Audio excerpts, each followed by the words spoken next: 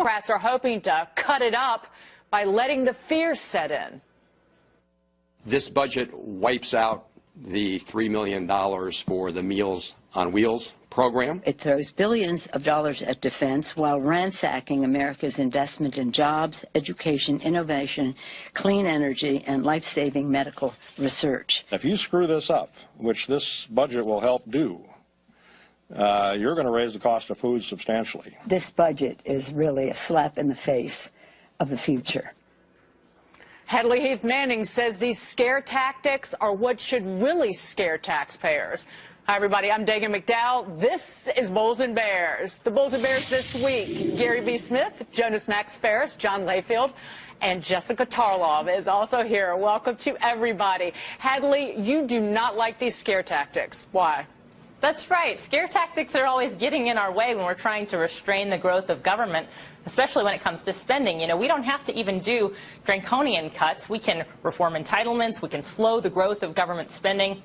If we keep government spending, just the growth rate in government spending, below growth in the private sector, we'll be on our way to balancing the budget. So we've got to get beyond these scare tactics. We've got to stop talking like the sky is falling here. Yeah, Gary B., what do you think of these scare tactics? These Democrats full of, you fill in the blank. Well, I'll tell you what, I admire the Democrats because they've always had a very strong brand. And part of their brand is, you know, wheeling out the people that are going to be deprived of the money, or another time they're trotting out firefighters who are defunded. I mean, it's a great strategy, and it's worked for years and years and years. And regardless of what you think about cutting some of the funding, like Meals on Wheels, for example, which is a great cause, but the funding of that, by the way, is only a fraction of the total Meals on Wheels budget, most of which comes from donations and private citizens. But the point is, we're out of money. In a few years alone, just the interest payments on our debt will be over $1 trillion. So people are going to say, my gosh, how can you cut? How can you cut? It's like any other family. We can't afford these programs any longer. We'll have interest payments alone that will, by the 2030, will probably be the biggest part of our budget expenditures out there. So we're going to have to cut somewhere. We're going to have to shrink government. It's the right thing to do. Yes, it's hard to see people crying and you know, whatever the Democrats trot out, but it needs to be done because we can't fund all these programs. John, but a lot of Republicans don't like what they see in this budget either. Again, they don't like it when the money gets taken away from them. Exactly, and that is why we have such a bloated government and such a bloated deficit. Gary B. is right. Look, when interest rates go up, and we're servicing something like $1 trillion on our debt at 8 to 10 years, whenever that's projected to happen, think about spending $1 trillion on education. That is a total waste of money by reckless politicians since Andrew Jackson, the last time we didn't have a deficit.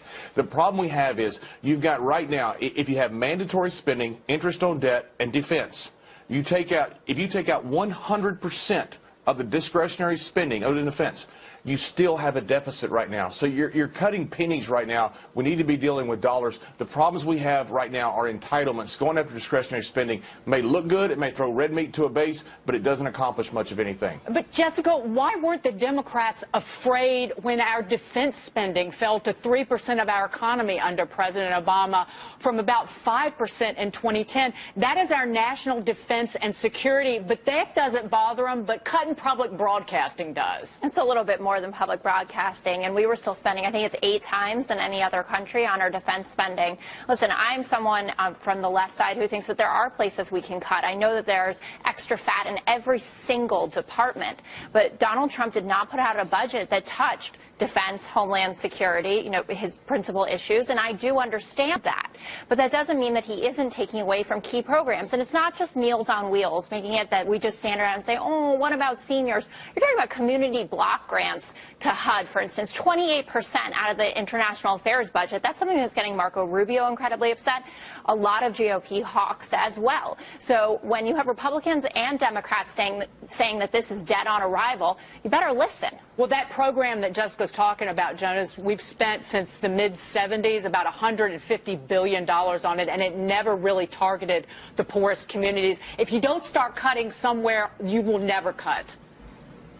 Well, they're cutting the Appalachian Approval Commission. That's been since Lyndon Johnson. It's still poor in Appalachia. But the bottom line is, we're getting the minutiae of things. It's not a lot of cuts because the budget's basically the same budget spending in total amounts as it was under Obama, adjusting for inflation. The fact that it's even this little a cut is amazing because of all the heat he's getting from both sides. There are Republicans who are using scare tactics because the defense budget, one of the few parts that does go up in this budget, isn't going up enough to humor some people who think we're not safe either. So with all this pressure from both sides, unfortunately, we're going to probably see a final budget that isn't going to be a reduction from last year's spending at all. In adjusting for inflation, it might be an increase again, because at the end of the day, we're probably never going to see discretionary spending going much lower than it is now. And it's not that high relative to historical levels. We're going to have to direct the real problem towards the lack of revenues to cover these programs and the entitlement spending. This, as John said, this is just not. There's nothing you can do here. Look at the heat that's created over a very small change in the grand scheme of our discretionary spending. Gary B., people on the left and liberals lost their minds this week because the National Endowment of the Arts and the National Endowment of the Humanities were eliminated. So maybe we don't fund a Hamilton, which, by the way, nobody could afford to go see in the first place. Why is there never a national endowment for athletics or sports? I always wondered about that. Shouldn't that be a place up there? But the point is, yes, anytime you make a cut in this budget, and this is more a problem with what goes on in D.C., someone's going to scream and yell. Look, you had what should have been a unanimous cheer from the right saying, oh, my gosh, we're finally cutting the budget. We're getting back to some of Reagan's principles. And everyone, as even Jessica pointed out, from Rubio to everyone on the right, if it affected their backyard, they were having a fit because the currency in D.C. is power and it's money. You can't cut from my budget. You got to cut from somebody else's, but someone else is saying the same thing. That's the problem. We need to completely restructure government somehow so this doesn't become a power play every year or 4 years. And Jonas is right. It's really all academic until we start tackling entitlements. And my gosh, Trump and everyone else is so far away from that, it's scary. But Hadley, well, I want to point out, though, that they are trying to tackle the entitlement of Medicaid, and this potentially, again, if you can prioritize and decide what is the role of the federal government, then you actually might be able to tackle the big picture problems. Well, that's absolutely right. That's the key. We can't accept the premise that if the federal government doesn't do something, that thing will cease to exist, whether it's healthcare, education, or entertainment and the arts, our cultural programs, our community programs. Some of these things should be left to the private sector, but some of these things, you know, states should have a big role, and that's the case with Medicaid. So states can take back some of their authority and regulatory oversight when it comes to the benefits and eligibility in the Medicaid program. And, John, I'm going to give you the final word on this, but in his first budget, Ronald Reagan went after school lunch programs in the cuts and even arts funding, and I don't think people remember him as Darth Vader. No, they don't. Anytime you cut billions of dollars, you're going to hurt somebody. There's no other way around it. And when you talk about states and Medicaid, they're cutting $370 billion out of Medicaid. They're passing that on to the states. The states simply can't afford that. They're just shuffling the deck chairs is what they're doing right now. Not the way they do Medicaid right now. That is how they're doing Medicaid. They're capping it, and they're passing the burden down to the states. But they can change the Medicaid program. They can reform the Medicaid program. Final word to you, Hadley. Well, I was just pointing out, you know, if we stick in this sort of status quo way of thinking about things, especially when it comes to health care programs from the government, no, we can't continue on this path. We got to change things. We need reform, not just cuts, but real reforms. And then we can wait for the granny off the cliff ads to come from the Democrats. Exactly. They're coming pretty quickly. You won't have to wait long. Thank you, Jess. Thanks, everybody. Cavuto on Business about 20 minutes from now. Charles Payne is in for Neil today. Charles, what have you got? Hey, Dagan, the Fed hiking rates again and promising more hikes are coming. Now, some here are saying that all these hikes could throw cold water on President Trump's plan to heat up the economy. Plus, the White House renewing threats to cut federal funds to sanctuary cities. As we find out, the U.S. now has nearly 500 of them. Time to make good on that threat. We're going to debate it at the bottom of the hour. Thanks, Charles. We can't wait, but up here first. Forget President Trump's leaked tax return. Are Americans more concerned about their own returns? Is any relief in sight?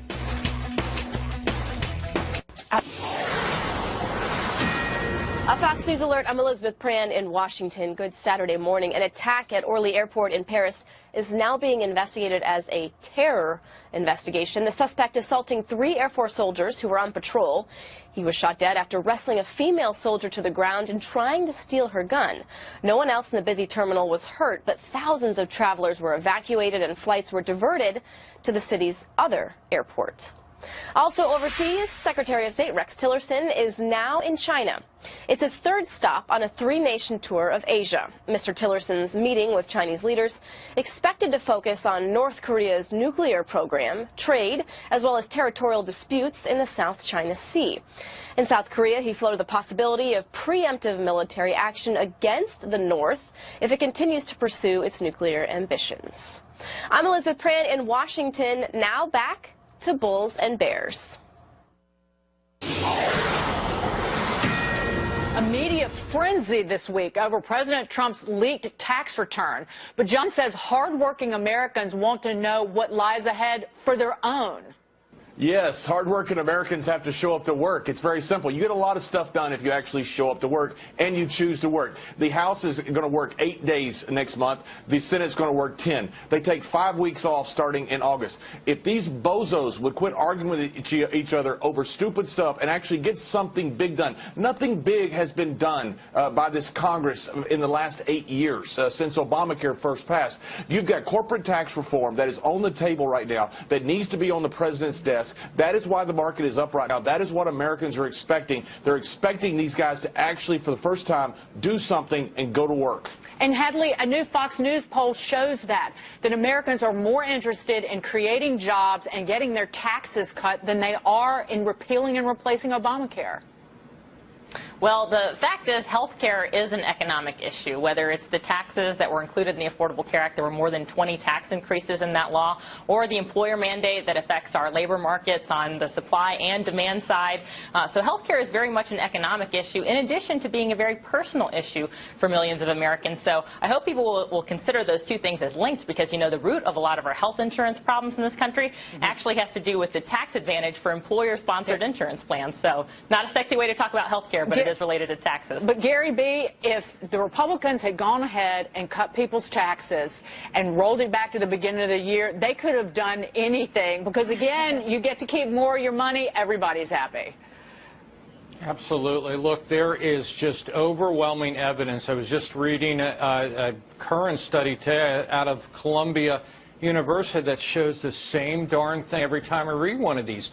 Lowering marginal rates positively impacts both GDP and cuts unemployment. Study after study after study. Show me one academic study that shows the opposite, that raising marginal rates helps GDP and lowers unemployment. It's absolutely ludicrous. Why would people think out there, even anecdotally, that giving our money to the government to spend, the bloated, inefficient government to spend, would be better than keeping it ourselves? Why should a politician in D.C. be the steward of our money when we know it's wasted? So we have academic studies, we have anecdotal studies, we have common sense to get this country running. That's what Congress and Trump should be focusing on right now. And the American people don't care about Trump's tax returns. He got elected to the presidency, and they hadn't seen him, Jonas. Well, they wouldn't have elected him if they really cared. To be honest, most Americans don't care that billionaires pay a lower tax rate than often they do, or Obama would have fixed that when he had more power. The bottom line is they care about these other issues. But I will say, I don't think tax reform was the #1 issue, or even the #2 issue that Trump was elected on. It was border issues, and it was also repealing Obamacare. And repealing Obamacare is a tax cut. It's just not a tax cut for most people. It's a very serious tax cut for a lot of people, though. And doing that is still important to voters. And it's a tax cut. The tax reform is going to have to come after these other issues are secure, because Trump is not just going to push these aside, even though he got elected on them, and focus on just tax reform and make that his whole thing. But Jess, President Trump ran on a very specific tax cutting and tax reform plan. Absolutely. He absolutely did that. And quite frankly, the economy needs it right now. It's expected to grow at less than 1% in the first quarter, according to the Atlanta Fed. Yeah, and I don't think Donald Trump has any chance of getting reelected unless this economy performs. I mean, this is what elections are won and lost on, and I've said consistently that if he can perform, reform, then he's on his way to to 8 years in office. And obviously, I wish him great success because then Americans succeed. I don't think the plans that he's laid out, and it looks from independent assessments, are actually going to work out that well for the average American. They're going to work out well for people with a lot of money. But I think that certainly getting the economy going and making sure that people do get the tax cuts that they were promised should be top priority. I would also like to add, though, that there's recent polling that shows that Americans do care about Donald Trump's tax returns. A recent one said 61%, and it got as high as 74%. So while I was not a huge fan of what happened on Rachel Maddow's show this week, I would say that Americans do care about this issue. If they really cared, they wouldn't have voted him in as the President of the United States. John, I'm going to give you the final word on this. But you know what? All politicians are worried about getting reelected. And do the Republicans know that they run the risk of being defeated unless they push through these tax cuts? I don't think they do. I think they're throwing red meat to their base, and I think just what you brought up earlier, Dagan, was spot on. If they would go ahead and pass corporate tax reform and get this economy rolling, they will have the political capital not only to get reelected, but to also get all this other stuff done. If they do it backwards and get caught in the muck and mire of repealing Obamacare, it's going to be a long road for them. Amen. John Mayfield, thanks, guys. Cashing in just over an hour from now. Eric, what do you guys have coming up? Hi, Dagan. A gotcha moment gone bad. Should all the media hype over President Trump's leaked tax return finally put the tax tirades to rest? Plus, new calls to boycott rapper Snoop Dogg after his new video shows why this may cost the rapper dearly. The Cashing In crew will see you at 11:30. Thanks, Eric. We'll be watching. But up here first, planning your next getaway? Well, there's something in the president's budget that someone here says could make your flight safer and cheaper. Next. With spring break vacations upon us, President Trump's budget calling to privatize air traffic controllers. Supporters arguing it would allow for a more cost-effective and efficient system. But what do flyers think? Take a look. I think that with privatizing the business and looking at competition, there may be future ways for improvement to hit the airlines, and that's what we need here. A lot of people traveling, parking's ridiculous, and any improvement always helps. I don't see any reason for that unless it's a measure to save money with his new budget. Perhaps he wants the money for something else, but as far as I know, it's always run very well. Gary B., what do you say? Well, I think that some of these travelers should be heartened to know that we're still using World War II technology and that the FAA has been trying to roll out new technology for the last 10, 15 years or so.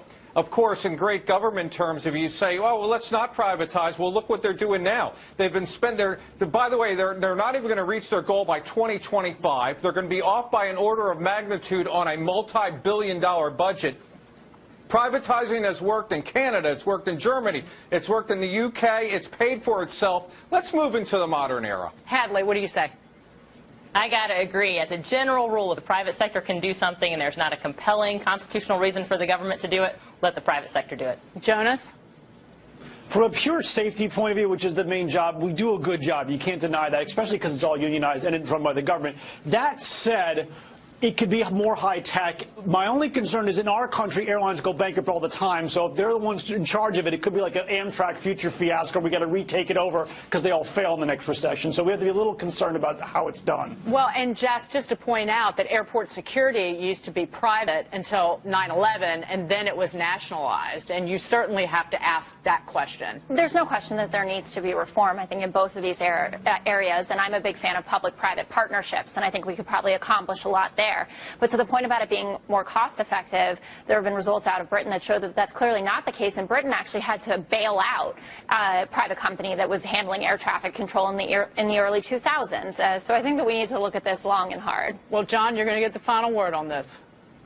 Well, to quote my favorite philosopher, Gary B., when has the government run anything efficiently? They haven't. Look, they are using what Gary B. said. They're using radar technology instead of digital and satellite technology. They need to be upgraded. Privatizing would do that. And they also should have user fees from the airport, not taken from the government, that will fund this privately. Thank you, John, and thanks to Hadley and Jess, both of you, for joining us. You have a great weekend, everybody. Coming up next, Monopoly giving the boot to the boot, thimble, and wheelbarrow, and welcoming some new game tokens, how that could put real money in your pocket.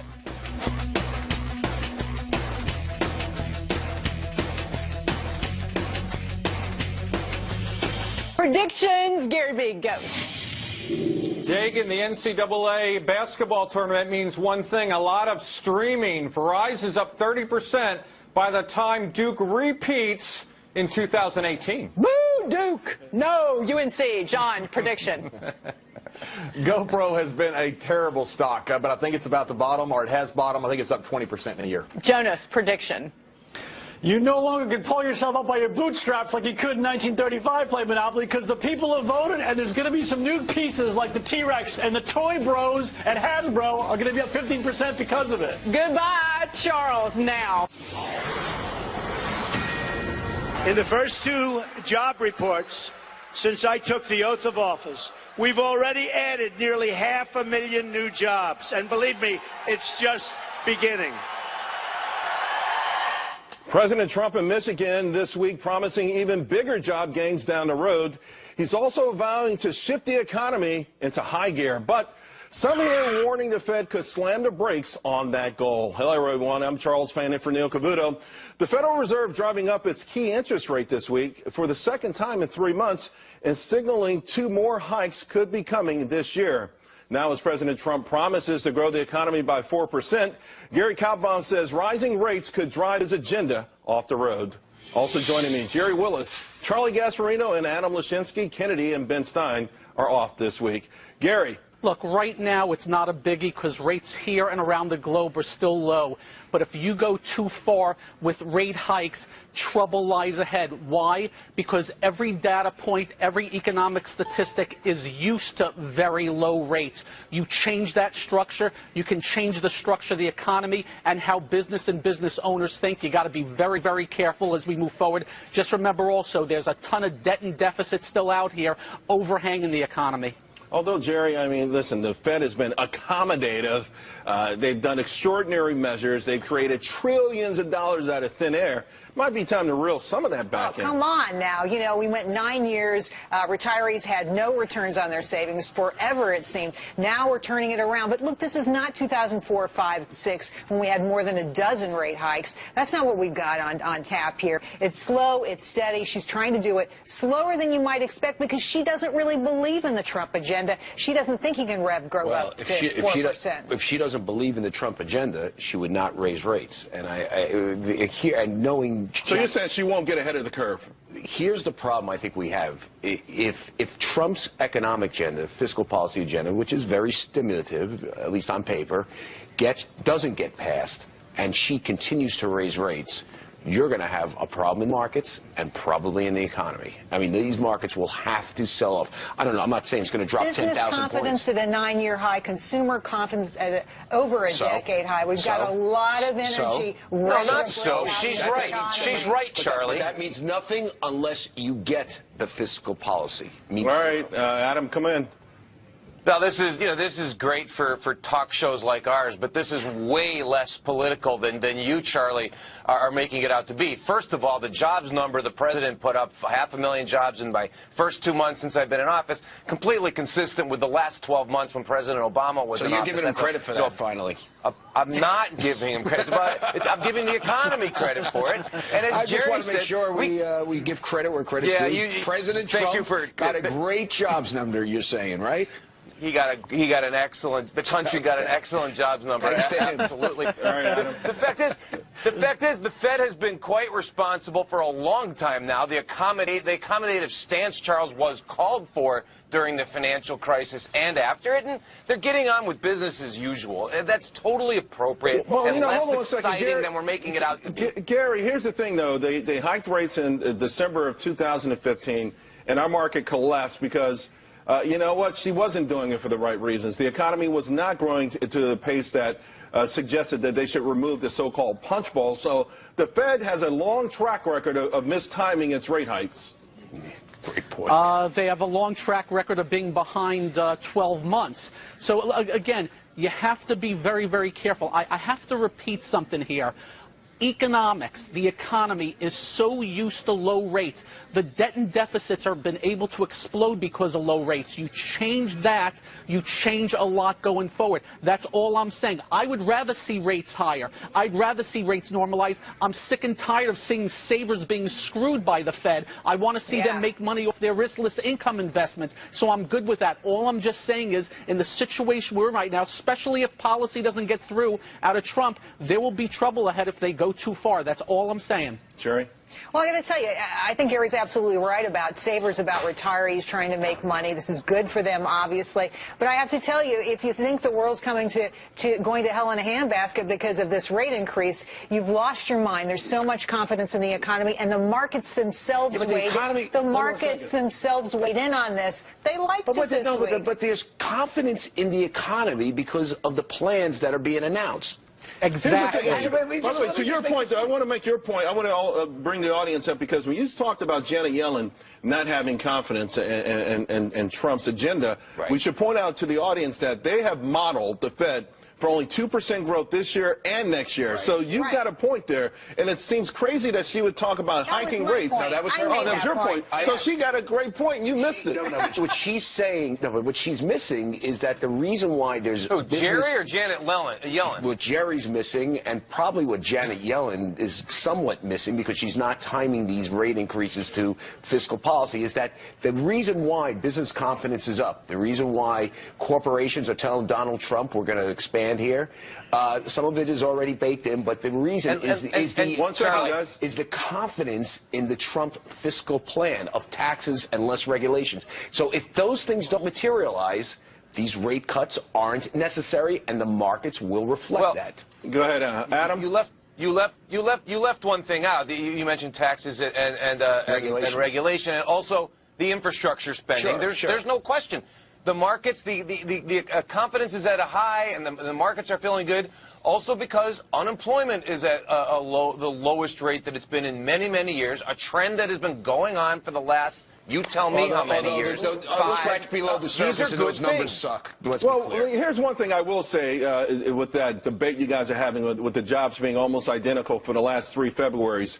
The quality of jobs, though, in this last jobs report was phenomenal. Goods-producing jobs, construction, mining, manufacturing, they came back. Those are men who have been out of the workforce for a long time, and they're making good money again, and that's the essence of household formation. They've come back in the past, though. They've teased us in the past with that. All I would say is the ADP report was the best jobs-producing number for goods in history, period. Go to you. I want to go to you, Gary, though, about the Fed being able to derail this. Can anything else other than Janet Yellen derail what's blossoming into a really exciting economy? The Republican Party, if they fight off all these tax cuts that are coming due, and for me, the regulatory burden has crushed the economy. If that doesn't get through, there is going to be heck to pay. Just the 2 words, great expectations. Speak to any major CEO, speak to any small business owner right now. They have great expectations of what I call relief for their business because of the last 8 years. It's been the hammer on their head every day. Gary makes a good point. A lot of the executives out there say that getting rid of these regulations is every bit as important as reducing the corporate income tax rate. So it's huge. So suppose you don't get rid of them. Hold on a second. The good news, the good news, though, is that so far Donald Trump, through executive orders, has gotten rid of a lot. In fact, billions of dollars worth. And not nearly as much as he has to, Charles. We know he's got a long way to go, but I believe he will get there. Adam, listen, we know so many of those regulations were punitive. They had nothing to do with anything else. Maybe environmentalists had the air of Barack Obama, but now it's businesses. We looked at what President Trump is pushing through here, and it's hard to believe that there's going to be any pushback in D.C. People will negotiate for things here and there, but ultimately you got to believe all of his agenda, the key points we've made here, are going to make it through. On regulatory reform, there will be not a lot of pushback from the Republicans. There's pushback on almost everything else. And by the way, what could derail this? I'm certainly not rooting for it. We have a very inexperienced foreign policy team here and an inexperienced president. One problem abroad, North Korea, for example, forget about it. Well, you know what, though? America wanted this kind of quote-unquote political inexperience for experience that has had success in other areas where you have accountability. All right, guys, let's leave it there. With the new report revealing there are now nearly 500 sanctuary cities and counties in this country, the White House is renewing its pledge to cut off their federal funds. Will that stop these places from harboring illegal immigrants? With deportation, up, with liberation, down, with deportation. Today on Forbes on Fox, Democrats blasting the White House budget for cuts to the UN and foreign aid. They say go too deep, but some here say they don't go deep enough. Also, remember the Obamacare architect who said they relied on the stupidity of voters to get Obamacare through? Well, now he's calling the GOP health care plan a scam. It's a time to call out the hypocrisy. Forbes does. We'll see you at the top of the hour. This is a Fox News alert. I'm Elizabeth Pran in Washington. Good Saturday morning. New information on the suspect killed in the attack on Orly Airport in Paris. Investigators saying the 39-year-old man had been on their radar for suspected Islamic extremism. It was also known to the police for robbery and drug offenses. Soldiers shot him after he wrestled one of their colleagues to the ground and tried to steal her rifle. Thousands of travelers were evacuated. Flights were diverted to the city's other airports. Now, back in this country, there's an urgent manhunt now underway in Oklahoma for 3 suspected escaped inmates. Authorities say they broke out of a county jail in Chandler, about 45 miles from Oklahoma City, by escaping through the ventilation system. All 3 were in custody for property crimes, and each had reportedly been arrested multiple times. So we'll keep you updated on that story. I'm Elizabeth Pran in Washington. Now back to Cavuto on business.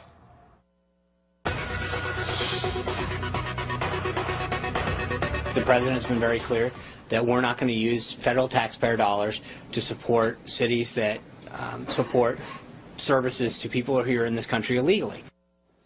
The White House doubling down on President Trump's promise to cut off towns protecting illegal immigrants. This, as a new report shows, the number of sanctuary cities and counties in the U.S. now swelling to nearly 500.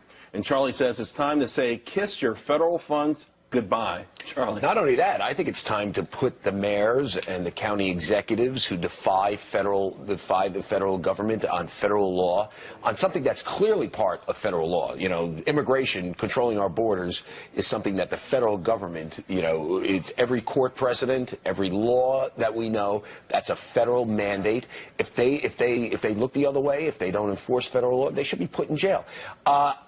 I find it interesting. We're going to listen to Adam defend states' rights in about 35 seconds. And I can't wait to hear my Federalist friend, Adam Lashinsky, defending the rights for states to act and what they believe is their own good. I mean, let's hear it, Adam.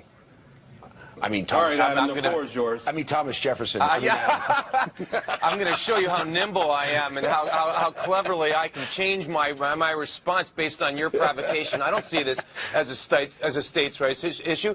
You don't act punitively. First of all, you don't take away federal funding for all the other things you want to do federal funding for to punish somebody for having done something on a different issue. And I would also say that there's a difference between what's illegal and what is good policy here. And good policy is not to shut all this off in one fell swoop. Hold on one second. Let me bring in Gary. Gary, I mean, first of all, we saw President Trump's budget this week, and he intends to cut off funding, at least so far, I think it's like $200 million to these so-called sanctuary cities. They are breaking the law. They are harboring fugitives. This is absolutely nuts, no matter what side of the political aisle you're on.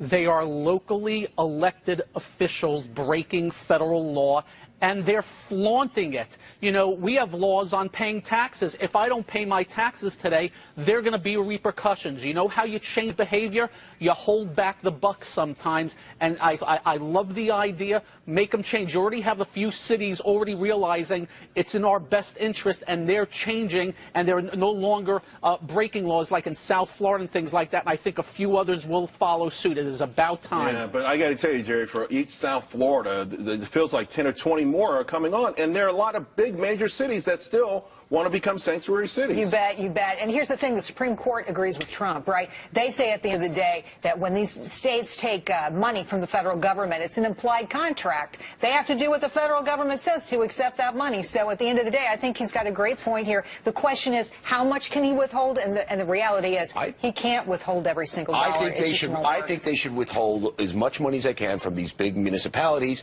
and use it to build the wall. I mean, so a twofer. I think we can finance the wall. We could probably, leverage it out. We get some $200 Wall million Street guys, and we can see if New York City wants to be a sanctuary city. The federal government should withhold all that money and build a certain portion of the wall down to Mexico and say New York's portion of the wall. Go ahead, Adam. We have to. What's interesting here is that the president is he's a very good negotiator, and he's very used to making deals. He doesn't have to negotiate this one, Adam. I mean, really, this is not about a negotiation, is it? This is about laws. I mean, when you harbor people who A, came here illegally, and B, committed crimes since they've been here, that's a crime. I understand your point. Well, yeah, but no one is against